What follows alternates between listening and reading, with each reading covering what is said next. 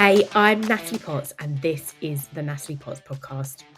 If you want to talk about your business, your life, your health, and more, then you are in the right place. We do it all with humour, love, and inspiration to help you create a life you love. So, let's dive in. Haydan, thank you so much for joining me today. You can hear my energy and my tone here that I'm super excited to, one, have you on, and then two, because we were just in a discussion where I was like, let's get recording, which always happens on podcasts and amazing conversations. Let's slow it right down and just share with our listeners a bit about yourself and what you do and anything else you'd like to share. Yeah, so hello everyone. My name is Haydan. I'm a life coach. To put it simply, for me, my belief is that everyone has massive potential, and I find it really sad to not see everyone living up to it ultimately. So the passion I have is to help people with that. I love all things leadership, high performance, just really allowing people to step into their authentic selves, to live life that's a bit more on their terms. That's the stuff that just like really, really lights me up. I come from a somewhat creative background with a degree in dance, which I then moved into leadership and then into the coaching space where I've trained for quite a while to ensure that what I do is of a certain standard and can really, really help people. Yeah, I love it. I love the water. I love sea swimming, all those kind of things. I think the life I've started to create for myself, one where I can kind of get up when I want, do the things I really like, morning walks, morning swims, go out and see friends, as well as provide like a really valuable service to people. Yeah. That lights me up so much that I get to do that. And that's what I want to help other people with, not necessarily become self-employed, but certainly, living life on their terms. Yeah, I absolutely love that. And I've just noted down like life on your terms of you've just shared there. Mhm. Let's go from that. So let's talk about so lots of people always say they struggle client wise, getting in connections, getting an ideal client, all the stuff that we hear all the time that's recycled and sometimes a little bit boring to hear as well. I very much come from a world where I'm in the people business. I love connecting with people. I've always loved being around people and working with teams, and I find it a struggle sometimes to work on my own. And hence why I have to get out and connect. And this conversation today started with me going, hi Hayden, you're in my Instagram connections. We've not Yeah. connected. I see what you do. I follow a few things, not everything, but I do. Thought it'd just be great to say hello. And that was a voice note. And then you came back to me on a voice note. And then we said, let's just get a call in. Let's find out more about each other. And then we're like, let's just get on a podcast. And that's not to say that either of us have got intention to say, right, who's going to work with each other and stuff like that. It's just getting in conversations to open doors. And this is what I constantly say to people that, their clients, and I'll say, like, how do I get more clients? And it's like, our conversation started with hello. Our conversation started with just getting out there. Everything does. You just got to get better at that and keep going at it and facing to the why you're not and all those fears and things. But what's amazing is the fact that then we've created something together just through that and not having the fears and aligning yourself to say, is there a connection? Is there something we can talk about? And often there is, and when there's not, to have the respect and that just go, probably not the right fit, or all the best, and or this and this could help you, and just be genuine with that. And that's what I love about what we do, where you say around helping people to get their potential and everything. And without being rude, it sounds very nice, and I get it because I do it. And I get that it probably sounds people sitting there thinking, well, they're deluded. People can't do that. People have got to work. People have got to earn a living. And it's like, yes, but we've also taken risks to get us to this position as well, because we want to do what we love, and we've defined what happiness and success mean to us. And we've also, like you've said, shared that it doesn't necessarily mean you have to do your own business, but it's about, exploring what that looks like for you, if that makes any sense whatsoever. It does. Yeah. I mean, the thing for me is all of this comes down to authenticity for me anyway. And I think that living a life by design, that life on your terms, Yeah. like I said, it's not specific to quitting a job and becoming self-employed. It's not about being on holiday all the time. I think it's just, for me anyway, it's just about being the most authentic version of yourself, because that's the person who can show up to friends and potential partners as a really sincere version of you Yeah. that is willing to be accepted for you enough to pretend to be anyone else. It's also the person who says no to the things they don't want to do. And it's Yeah. also the person who commits to following dreams, passions, what it is they want to do.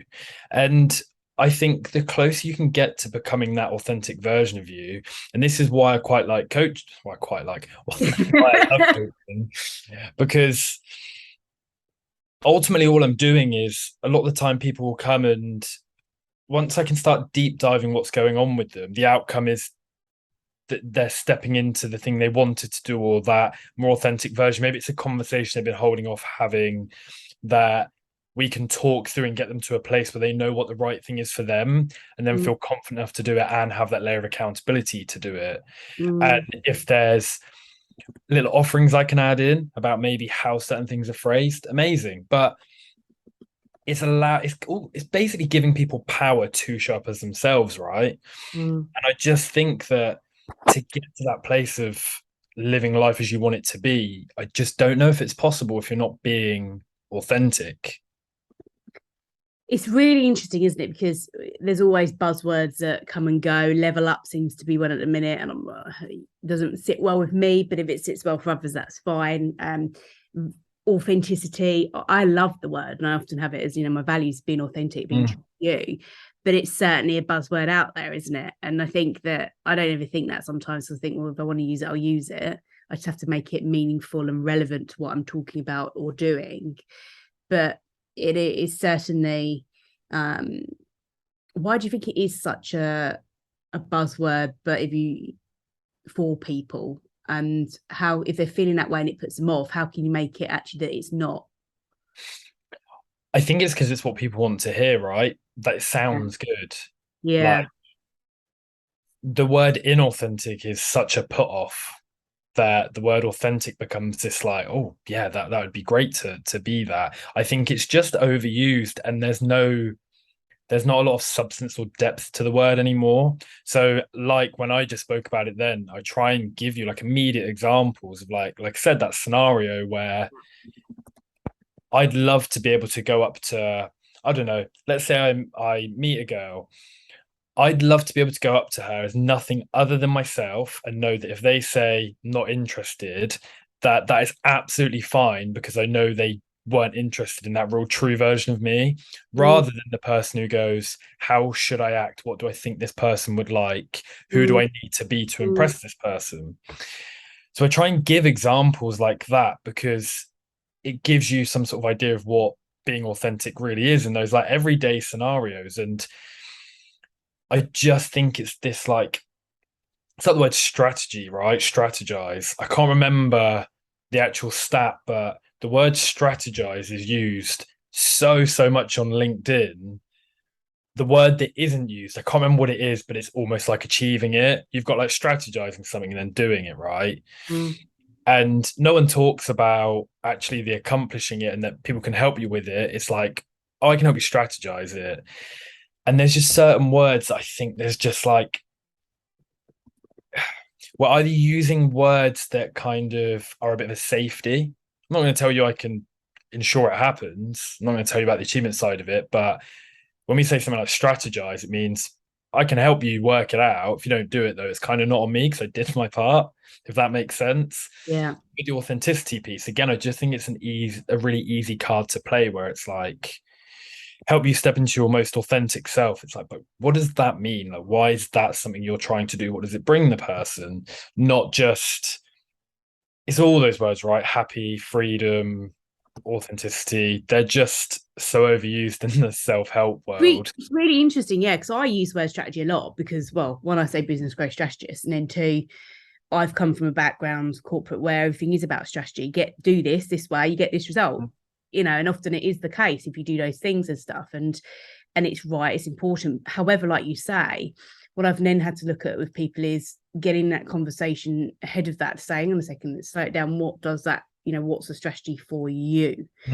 Let's meet yourself where you are at, opposed to a cookie cutter, or this is what like everybody jumping on and thinking, like you say, there's going to be variables within that affect that. like a lot of talk about, Yeah. some of my secondary messages, a lot around health and fitness and things, because I think that my performance in my business is comes off of the back of how I feel as well daily, and the actions I take around my life, and nothing solo entities. It's, business and life are one, and how I perform in each area to the best of my ability, like you share, high performance is absolutely key in order to achieve that strategy. So I think it's interesting to, like you've shared, then build on, if you've got a buzzword or your work, that you're thinking that something sounds great, but actually what does that mean?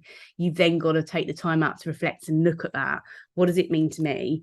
Yeah. Where does it show up? Meet yourself at where I'm at with that as well. And Mm. especially when you're talking about any things like strategy, authenticity, or anything, is because I often say, if some, especially very, very new coaches, that you're not there yet. So you're Yeah. here. Stop, thinking about X, Y, and Z and all this. You're here, and Yeah. focus on these things first to move forward, and being the best you can be, showing up consistently, being the best version of yourself, knowing that you're not always going to go forward. There might be times when you're going to have to go, and people are like, never go back. It's like, well, you are going to go back at times sometimes. I think I do, rightly so, but Yeah. I'm not gonna. Then it's about, then I can look, I'll then accelerate a bit quicker because I've had that, and I needed that experience to again be my awareness or check-in or validation, whatever, of this is what I'm working towards again, get back on track. So I think it's really interesting, and I think I want to just build back to and curve this back to the conversation we had before we press record, which was around, we've taken some time out for ourselves this weekend when it's been bank holiday. I was forced to a little bit because my back's been playing me up, but I thought actually that's me not listening to my body well, Yeah. and which is a sign itself. But then you were sharing around some amazing things you've done this weekend for the mind, and really we got to the point of doing absolutely nothing in a way. Yeah, I think it's something people really struggle with. We live in such a stimulated world. Just Yeah. when was the last time you saw someone, I don't know, waiting in the queue for something that didn't have their phone out? Because we just can't really stop. And it's just, I think there's just a piece around intention of actually taking that time. Sometimes I guess we're not doing it because we feel we need to be productive all the time. Yeah. If I'm not doing anything, I probably could be doing something that would move the needle forward. Not sure that's always the case. I think that time off is pretty welcomed. And I also feel like a lot of people are worried about what's going to come up in that quiet time, which one of the things we were speaking about was these flotation tanks, the sensory deprivation tanks, which if you don't know what they are, it's a big tank full of water, like a pod kind of shaped thing, and it's full of Epsom salts. And what happens is you get in, because of the amount of Epsom salt in there, you float on top of it, you close the lid, lights go off, and you just sit in there for an hour just floating. And it's the best way to describe it is it's like replicating the womb with like the water temperature, the fact nothing's going on. And it's that experience you can't really recreate, but it's almost scary thinking about what do I do for an hour? Like, what am I going to think about? Can I think about nothing? What's going to come up? It's those kind of things, and I think it's so important to take that time just to allow yourself to switch off, or allow yourself to turn over those cards that you've not wanted to look at for a while, and just take in what's going on. And quite often after these experiences, you have these little downloads, maybe little insights that kind of inform what happens next for you. The last crystal sound bath I did, not this weekend, the month before, I did it. It was great, and nothing really happened for me until I got home. And I just had all these insights come to me, these little downloads, just little lessons. I took a note of them, I journaled them the next day, and it's amazing. Just it informs almost how life looks. These new little insights that's changed the way you see things you might not have thought about that kind of came to you. And when we're not allowing the time for these things to show up for us, I feel like it's quite a stunt in your growth, to be honest. I absolutely love the word insights, and what I also like about what you shared there is yeah, it's actually quite scary to just take time and be in the moment. And the irony is, I read a lot around stoicism, and they talk about this as well, that awareness, and you think every day it's like you're working towards tomorrow, the next thing. It's like you're just doing the same thing the next day though. Like, you're not, no one, we don't live in a moment as such. And we have to, obviously, for the right reasons of paying the bills and all that jazz. But just being very, I have tried to I just want to find calm this year. That's probably my thing. I remember a couple of years ago, it was very much slow down, speed up. And then this year is about me just finding calm. And I've done a lot of exploration in my own self, and I've done private therapy, CBT, loads of stuff, like we said before, RTT. And I've recently done a grief recovery program, because it's very, very different from all of that. And I've done a bit of soul searching with that, in terms of what's just living in the moment and being happy, and again challenging myself to success and happiness. Last year I had what I wanted in terms of money, success, and the job and everything, but I was most unhappy. I was most unhappy I've ever been. But financially, and to everybody else, it looked beautiful. So it's really about having enough, and just that the fact that I spent time with family over the weekends, and I've just chilled, and I've read. That's the stuff I love. I don't, I could have a yacht, and I could be on a beautiful, pristine sea and that, but I'll still want more. And that I just really think there's something in, like you say, that it's hard to do that. It's scary to do that and to challenge yourself in those times. But like anything, it becomes more natural, and it becomes a way of being. And I think you can find some real, the irony is you're probably very unhappy.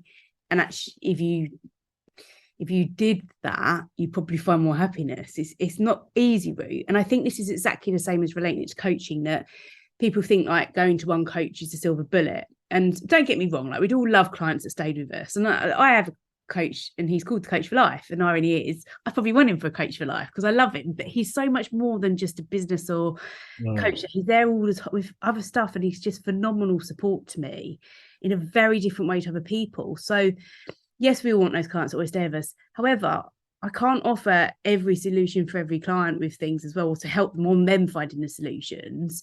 And that's that part in that, like you said, it's knowing it's a journey, and there's different things along the way that you'll have to do. There isn't just the one thing.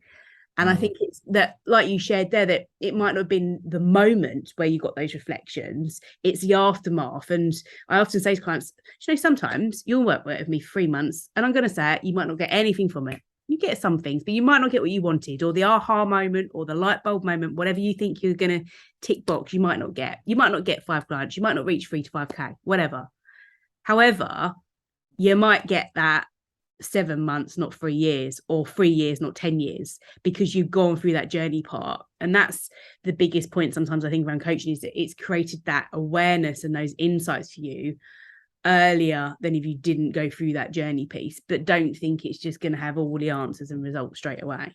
And I know it sounds tough, and that's going to put a lot of people off, but it's I think it's the honest truth, and people don't like the truth sometimes.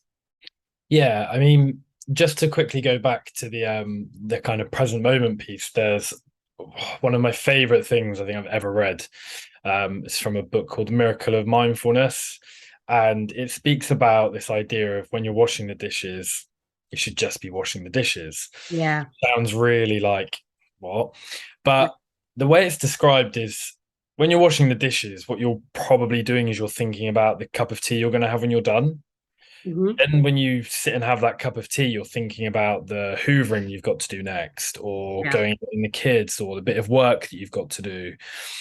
And it's very rare we're actually just doing the thing. So if you're ever just doing the thing, were you ever really living in that moment? Sounds super deep, right? But you kind of weren't present. And when I've spoken with clients about this, that idea of, well, just try when you're washing the dishes to just wash the dishes. And then when you're going to have that cup of tea after, just have that cup of tea. Like nothing else, no more. And the trick to it that I found really helpful, that I kind of talk about a lot, is doing things at half speed. It forces you to just have more intention with it. If you try washing it up at half speed, there's no way that you're like thinking about other things, because you're having to consciously think about doing it more slowly and you do it with more intention, it becomes almost meditative. Mm. Likewise with the tea, just rather than sitting there and just gulping it down as you're doing other stuff, just to sit and just enjoy it and be there. So I think that for anyone who does feel rushed about and not kind of in that moment, yeah, I think that's a really good tool to learn and use. Mm. Yeah, and it's interesting. I've thought of some of the stuff I've done in CBT or with a coach and some therapy stuff where they say they want you to, it's about then having the awareness in your mind. And then you've got to, because we don't like things that are unfamiliar. So we want to do the same things and habitual things, but they're not always the things that serve us. And it's about having that awareness to slow down and stop and then sometimes rewire those neural pathways as well. That's the stuff that's hard. That's what's really challenging. And I hope he probably wouldn't mind me sharing this, but my coach, Adam, he recently went to a 10-day experience with Joe Dispenza. Have you ever heard of him? Yeah. Yeah, phenomenal, right? In London. And he was like, Nat, I'm having to meditate for 5 hours. And I'm like, what? And he said, no, Nat, like literally, it's like a 5-hour meditation or something, like they're getting up at 4:30 in the morning and things. And it sounds, I'd love to do it, but actually I'd be scared to. But with what he shared, I was like, I don't know how I'd show up in that space like that. But he said it's incredibly powerful. And again, because that's where we spoke a lot around this familiarity and really slowing things down to speed up and what that means and changing our thoughts and our looks at our actions. And, I love all of that side of things because it's very different to what I do. And I want to, I'm in a business to run it for the long term, not the short term, I'm not worried about stuff like instant gratification, which is where the world sees themselves. Or that dopamine kick you've got to suddenly get. It's but it doesn't mean it's not challenging. Sometimes, and actually I don't know I have the answer to know how to help people on being patient with going into that journey piece. I don't know if you do. It's very tough, isn't it? It is kind of a solo journey on that too. Yeah, I guess the distinction I have around this is the idea of if you're constantly pushing yourself at kind of that 70 mile an hour, foot down all the time, trying to get there and achieve these goals, you inevitably end up at points where you have to really take your foot off and kind of slow down to that 10 mile an hour just to kind of catch up. That might be you're burnt out or you're having to take regular holidays or like whatever it is. And actually the way in which I often look at this is how can we find this more sustainable, maybe 50 mile an hour, where you can continuously move without the detriment of every now and again just feeling like completely blown out and having to just stop.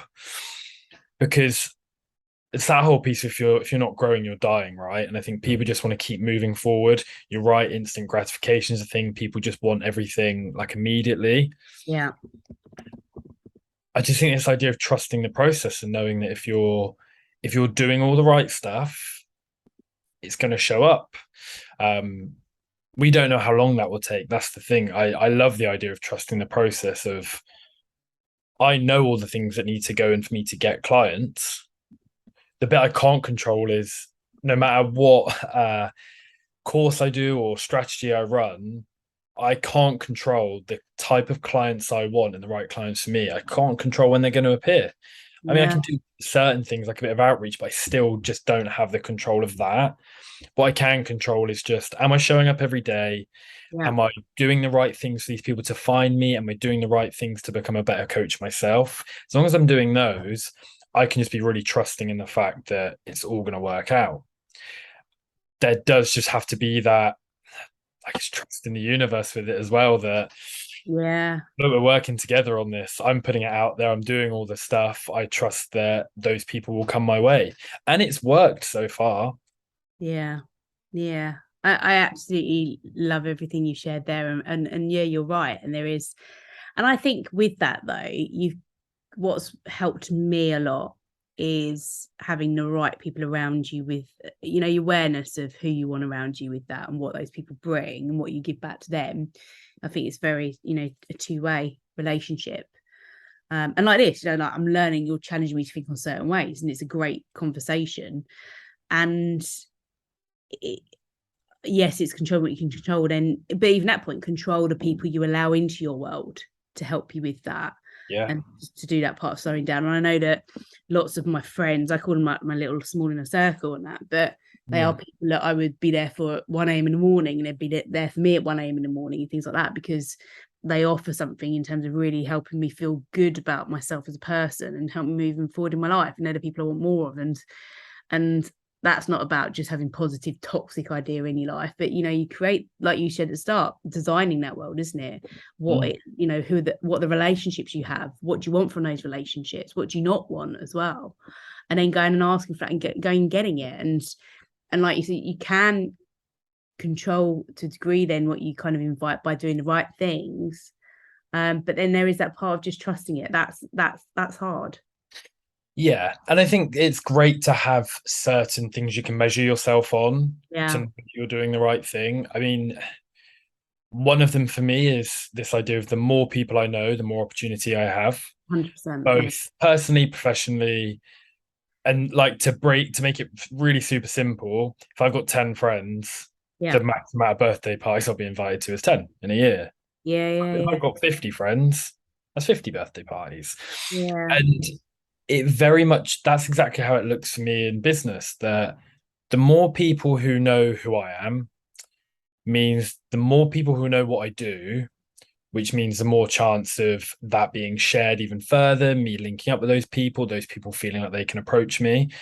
So I will constantly go out and try, and I guess the thing I mark myself on is, can I walk into a local bar, can I go for a walk somewhere and bump into someone who I know or who knows me? That's like my mark of success, to know that I'm doing a really good job of networking. And to like give you some examples, I spoke at an event in Newquay a couple months ago. I went for a sea swim in Bournemouth, like I do every morning. And this woman walks past and goes, "Oh, are you Hayden?" And I'm like, "Yeah." And she's like, "Oh, I was at the event in Newquay. I live there. I've just come back to Bournemouth for a day." Yeah. When I see stuff like that, or at the end of my bar shift on Saturday, someone said to me, "You're Hayden, you're a life coach, aren't you?" And I'm like, "How do you know this?" And it's just through like a friend of a friend. But as long as that's happening to me, I'm bumping into people who know who I am, or people have that awareness. I know that I'm doing the right stuff. I need to keep doing more of it. That's like a measure for me, because the bigger my audience is, like I said, there's more opportunity. So and then it's just thinking what the input is. What needs to go into me networking? Is that networking events? Is that just when someone follows me on Instagram or I follow them, I just send a message to be like, "Hey, not even thanks for connecting. Like, was great seeing you yesterday." Something actually genuine. It's not coming from a point of my Instagram strategy is to DM everyone who follows me, because it's inauthentic to use that word again. But if I know the person, why am I not having that conversation? Say, "Great seeing you yesterday, had a good chat." Or if it's someone I don't know, maybe if they're engaging my stuff, to say thank you. I really appreciate that. We don't know each other well, but I've seen you getting involved. That's how these kind of friendships build. So yeah, that's a big part of it for me, is just to get where I want to be. It's actually just about knowing more people and letting people know me. Yeah, and I love the word there, look, genuine, doing that, isn't it? And that's, and you never know what comes with things. And one of my mentors says, the more you connect, the more you collect. And it's right. And love that. and I've done a podcast every day this month, specifically on confidence. And the interesting part of that is, lots of the connections and people on there have come from the mastermind I'm in. And there's different ones. I'm on the first one at the moment. Then there's somewhere that, business owners earning like, 7-8 figure businesses, like phenomenal business people mindsets. And what you learn from these people and being in their spaces, because sometimes there's a bit of a conflict. People say you'll go busy people, but it's like these people are busy, but they've got time for you too. And that's what I think, that's the amazing stuff for me. That's the sweet stuff. Is being around those people, and they're the ones that are kind of not out there in your face. They are just loving what they do, and it's just coming through, and they're just doing the right things, like you say, consistently and showing up. and that you don't need to have that massive presence, visibility everywhere. Some people do it really well. I seem to sometimes do stories quite well, and sometimes in connecting with people, or I have that connect to nurture relationship. I know that in my personality and in my community, I've got that. But I'll know that sometimes there's some things that I don't like doing out there. I don't want to be the cookie cutter or the coach that's seen like, doing what everybody else is doing. But I know I've got to do pockets of that. So I have to work out what works for me as well. But I think that that's that part of doing it authentically and genuine, and doing it in a way that's genuine to help others. And I think that you do that through the way you make people feel. That quote that people don't remember what you say, remember how you make them feel. Yeah. And then sticking by that. So I think lots of this as well, and very much like the confidence focus I've had, lots of it comes back with how well you know yourself. Yeah, I think it's almost like knowing what your superpower is, right? Some people will be way better at, I don't know, some people might be really good at selling, right? They might be the people that just need to connect with people on a fairly chilled level, but then when it comes to like a kind of sales bit, that like sales call, they might be amazing at that. So if that's what works for you, great. I know for me it's my energy, and it's being in person with people. Typically I can pretty much replicate it over Zoom, but it's always different in person. But the feedback I get is you've got great energy.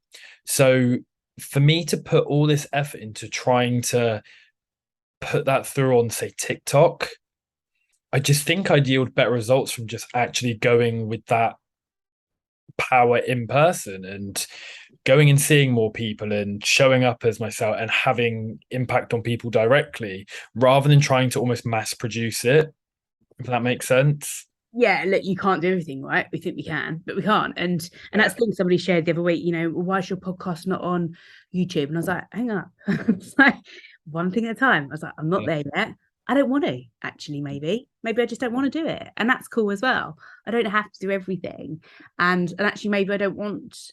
I said this line a couple of times in my previous career with one of my line managers. I said, maybe you want what I don't want for myself, and you're pushing me in the direction I don't want that. And then what? And then he goes, I said, so don't turn around to me and say I'm not pushing my potential and I fear failure like you have, when actually I just don't want the end result.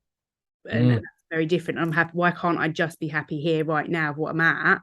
And that's okay for me. Just let it be okay for you. What's the reason that? And I think the invitation to people is to do more of what you do well, and then, like you say, show up in that place where you know yourself well and you're genuine with that, and you can grow that authentically in the way that you want to, but you've got to be committed and invested in that. Yeah, I mean, I went through a very similar experience in my previous job when I worked for O2. Yeah. I was looking to basically exit or find a promotion into something more relevant to me, and there were opportunities to be like a territory trainer, which I thought would be really cool. And I was an assistant manager at the time, and I was just pushing to move to something on like a HR learning and development kind of level. If that was I don't know, a regional leader, a territory trainer, someone just in the L&D team. And the advice someone gave me was I was going to struggle to get there from an assistant manager role.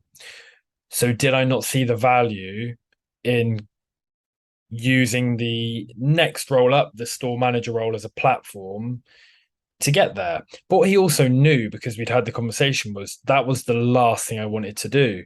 All that role did was it took away the stuff I liked and added more of the stuff I didn't like in. I moved away from training a team and coaching a team and being on the shop floor to doing more admin, back of house, being completely responsible for the store, which none of it was what I wanted. And what he was basically saying to me was, well, you'd be better off to go and just suffer for 2 years and then you can go do the thing you like. Yeah. No, like, why? Like, when you say it like that, it makes zero sense. And I think this is the thing. You can, I just don't think you have to follow these kind of paths, because my skill set would have taken me from where I was to one of those roles because of what I liked doing. And actually, I would have exited that. If had I gone to a store manager, I would have ended up exiting the business before I got to the place I wanted to, because I would have Yeah. hated it. Yeah. And it just goes back to that whole life by design thing. If Yeah. we're not taking the time to think about how we actually want life to look, what we want to be doing, what a perfect day looks like, it's not necessarily that you have to go and be self-employed, because for you, like, your dream life might be working a 9 to 5 because of the stability and you're happy with that. And what it means is you get to come home every evening, see your kids, take your family on holidays a couple of times a year, and that's what you want. If that's it, amazing. Like, go and get that. If we're not taking the time to think about how we want life to look, what it is that we value, then we're not really going to be able to create that. Because even if your goal is to go traveling, right? But you haven't really thought how that looks, as in when you might want to go, where you might want to go, how much that might cost. How are you ever going to build up the funds or like any Yeah. of that to do it?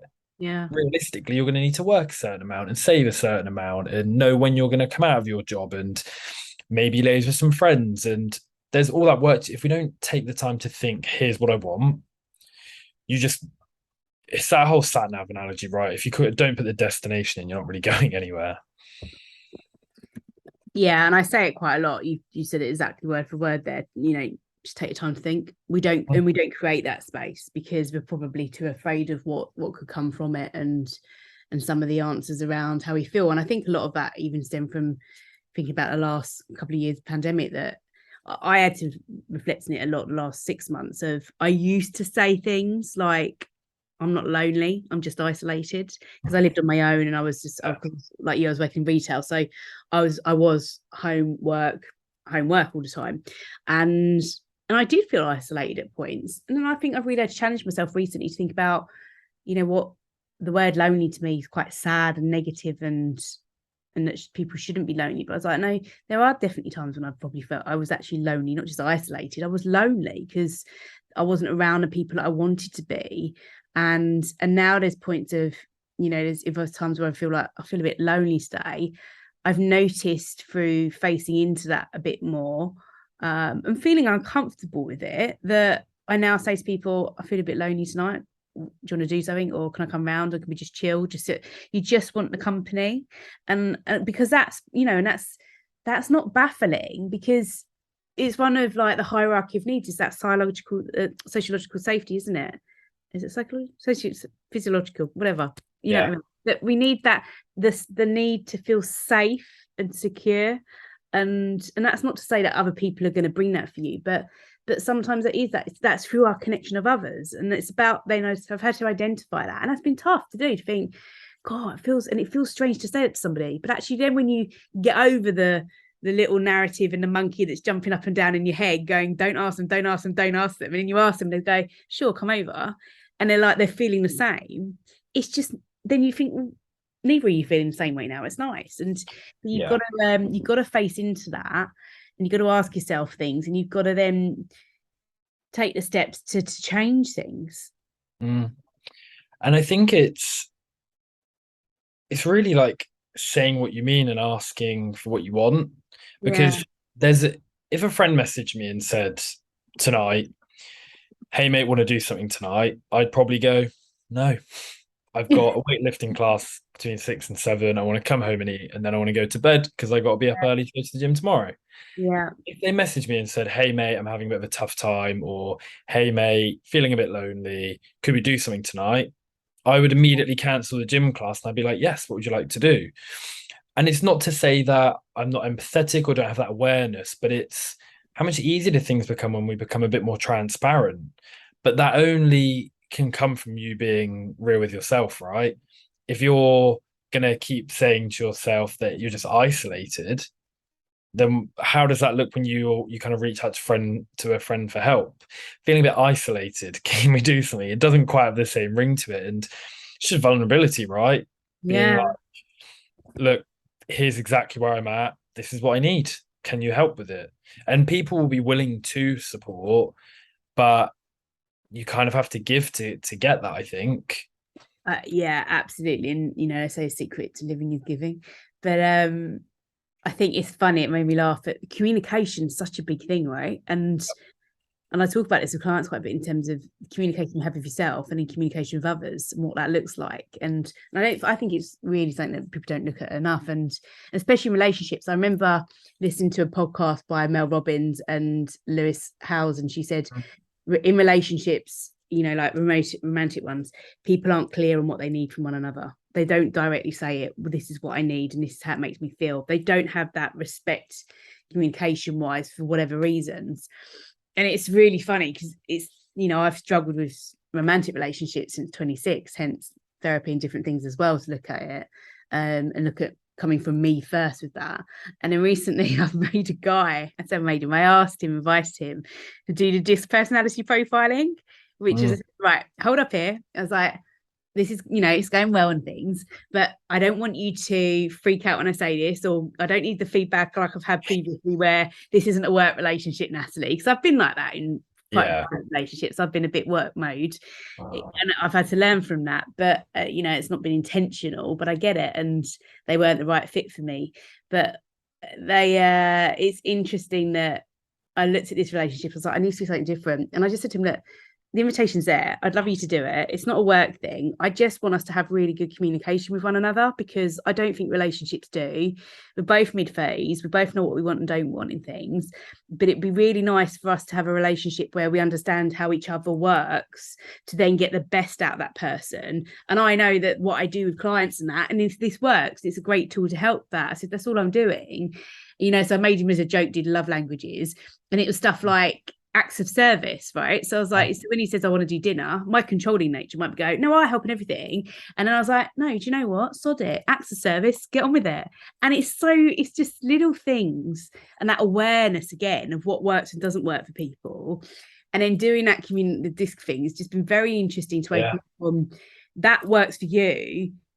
How can I get the best out of you in that? Or how do I know? So something like, lots of relationships fail because they just don't understand one another enough. And we don't, we do it all very well in business, but we don't do it in life. And this is where, again, there's no solo entities. They can work and complement one another.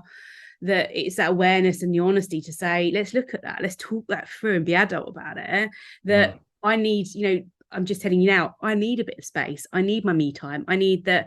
If you think I'm obsessed with the gym, it's not, it's just, it helps my mind focus and me keep all my mental health on track.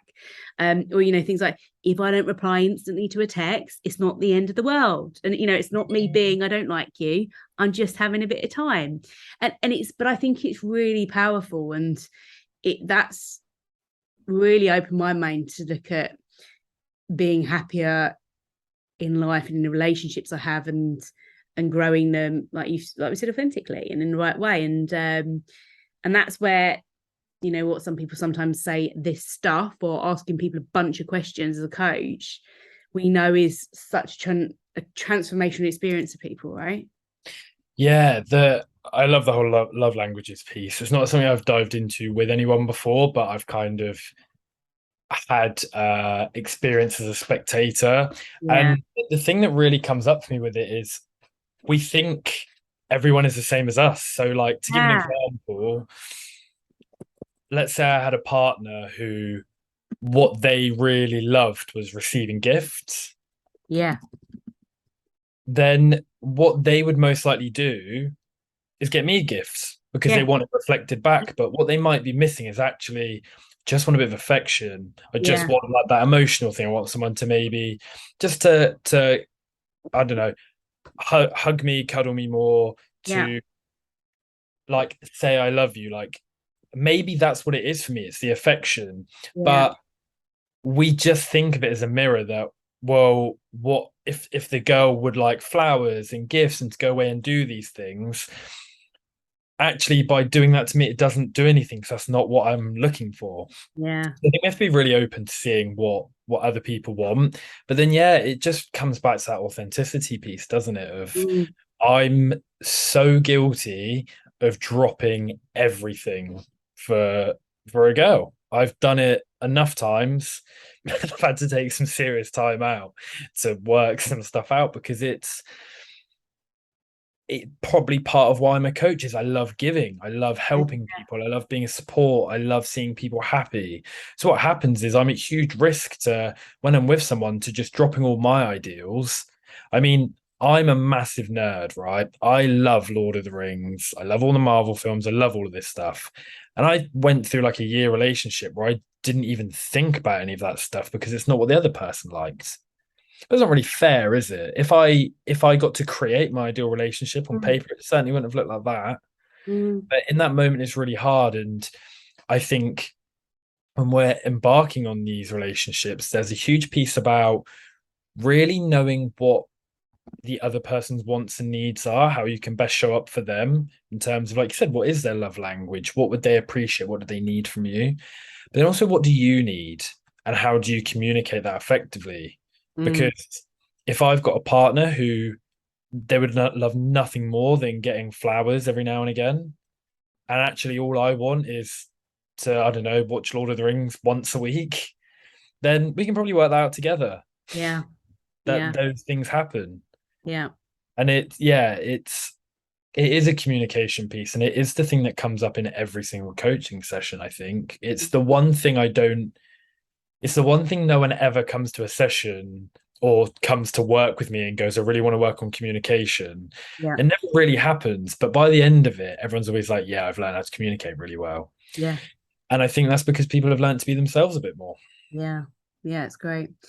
Haydan, one thing I do is I always ask the guest at the end to share a question for the next guest. So I will do that shortly with you, but I just want to pick up on asking you a question from the previous guest I had last week. So it was actually Cass and Luke, but I'm going to pick up on Cass's one. So if you could look back 20 years from now, would you care about what you're worrying about now?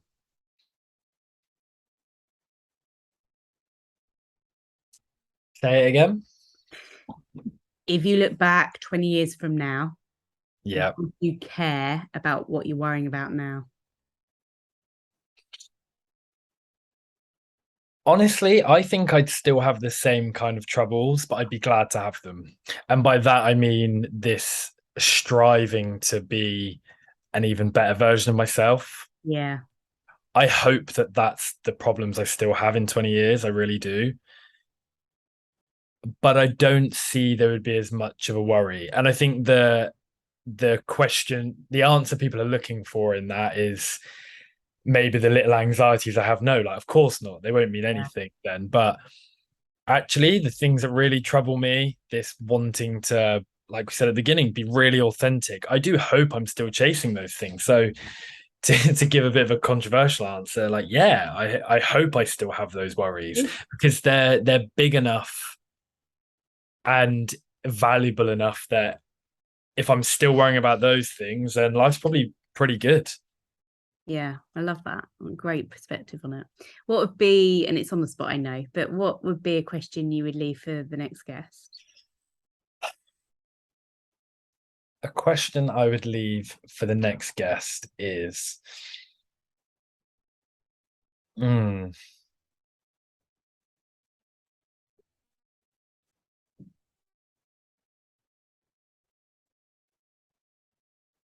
do you know what? I think it would be, what does authenticity mean to you? I just think that's been the theme throughout. And it's always nice to dig into what that is for different people. Yeah. Yeah. I love that. How can people connect with you? The best place is probably Instagram. I'm at Haydan Firth. That's HaydanFirth. You can find me on there. You can email me info@haydanfirth.com. I'm on Facebook, LinkedIn, all the other kind of platforms. But yeah, anything people want to chat about, just send me a message. Amazing. Thank you so much for your time. Thank you. Thank you so much for listening. I hope you enjoyed today's episode. If you felt inspired, please make sure you share this with a friend and subscribe to the podcast so you never miss an episode. I really love hearing feedback from you. So if you have a question, topic, or want to hear from someone you love on this show, then head to my website, Natalie Potts Coaching, and let me know. Until next time, have an amazing week and know that you have value to offer this world.